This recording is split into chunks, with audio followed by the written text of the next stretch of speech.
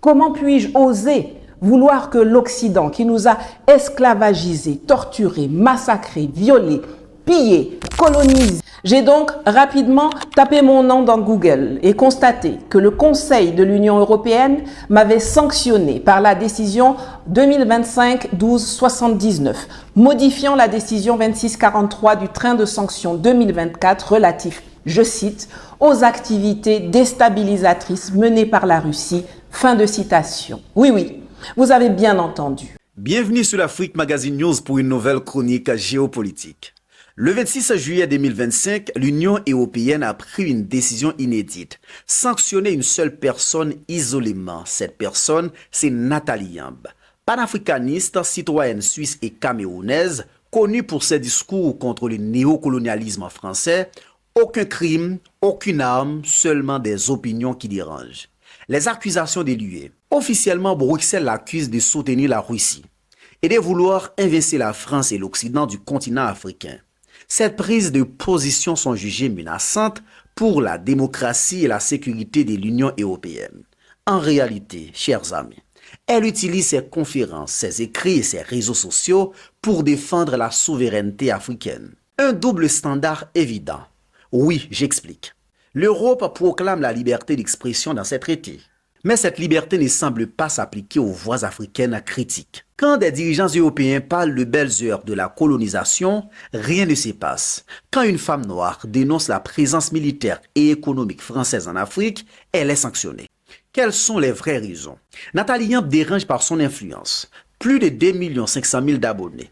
Des discours qui marquent, comme à Ouagadougou ou à Sochi, elle dénonce le franc CFA et son remplaçant l'ECO, les bases militaires françaises, le pillage à des ressources, l'ingérence politique à l'ONU, des positions qui menacent directement les intérêts français en Afrique. Et avant toute chose, il faut que vous sachiez que les sanctions qui m'ont été appliquées découlent d'un mécanisme politique et non judiciaire. Sur demande de la France, la haute représentante qui dans le jargon bruxellois équivaut au ministre des Affaires étrangères, la dénommée Kaja Kallas, qui est l'ex-première ministre estonienne, a proposé au nom de la commission de me sanctionner. Des groupes de travail sur les relations extérieures, sur l'Afrique, sur les armes, ont examiné techniquement le dossier avant de l'envoyer au COREPER 2, le comité des représentants permanents, composé des 27 ambassadeurs des États membres accrédités à l'UE, qui ont validé politiquement la sanction. Le 26 juin, le Conseil de l'Union européenne, c'est-à-dire les 27 ministres des Affaires étrangères des États membres, le ramassis de fragiles que vous voyez défiler dans toute leur laideur à l'écran, se sont réunis pour adopter à l'unanimité les sanctions contre moi et uniquement moi, qui consistent, premièrement, en une interdiction d'entrée et de transit sur l'ensemble du territoire de l'Union européenne. Deuxièmement, en une saisie de mes avoirs sur le territoire de l'Union européenne.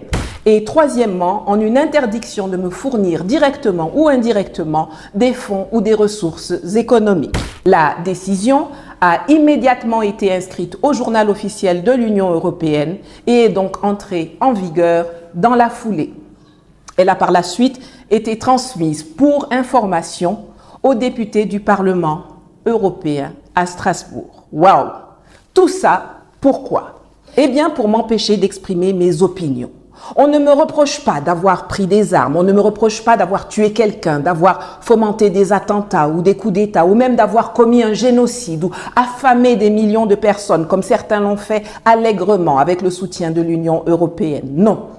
On me reproche d'avoir utilisé ma bouche et mon cerveau pour, je cite, la décision publiée dans le journal officiel de l'UE, pour évincer la France et l'Occident du continent africain. Fin de citation. Mais quel crime! Non mais vous imaginez, comment puis-je oser vouloir que l'Occident, qui nous a esclavagisés, torturés, massacrés, violés, pillés, colonisés, dénigrés, infantilisés, ridiculisés, diffamés, divisés, appauvris, comment puis-je avoir l'audace de réclamer que cet Occident malfaiteur et criminel quitte notre Afrique et reste là-bas chez eux dans leur jardin, parce que c'est ainsi que le prédécesseur de Kaja Kallas, l'ex-haut représentant de l'UE, Josep Borrell, avait qualifié leur continent, il n'y a pas si longtemps de cela, nous décrivant, nous, Africains, comme la jungle.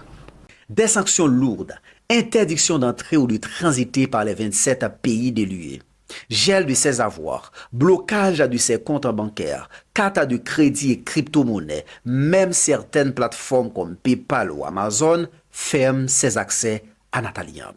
Un véritable étranglement économique. Derrière cette sanction, un message clair. Muscler toute voix africaine capable d'influencer l'opinion publique internationale. Si cela passe pour Nathalie Yamb, cela pourrait se reproduire contre d'autres.